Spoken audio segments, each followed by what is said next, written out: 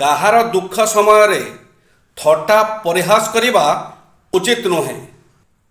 କିଏ ଜାଣେ ସମୟ କେତେବେଳେ ବଦଳିଯିବ, ଆମର ସେହି ପରିସ୍ଥିତି ହୋଇଯିବ। ସବୁଠାରୁ ମୂଲ୍ୟବାନ କ'ଣ ଜାଣନ୍ତି ବନ୍ଧୁ?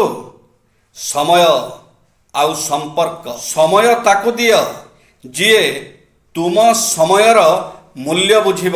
ସମ୍ପର୍କ ତା ସହିତ ରଖ ଯିଏ ତୁମକୁ ଗୁରୁତ୍ୱ ଦେଉଥିବ। ଧନଠାରୁ ଅଧିକ ମୂଲ୍ୟବାନ ବସ୍ତୁ ହେଉଛି ବିଦ୍ୟା, ବୁଦ୍ଧି, ଜ୍ଞାନ।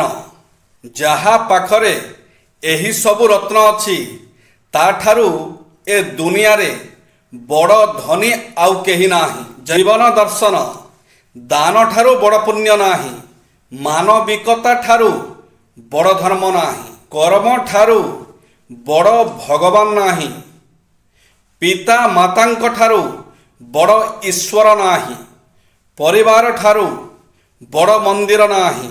ସମ୍ପର୍କ ଠାରୁ ବଡ଼ ସମ୍ପତ୍ତି ନାହିଁ।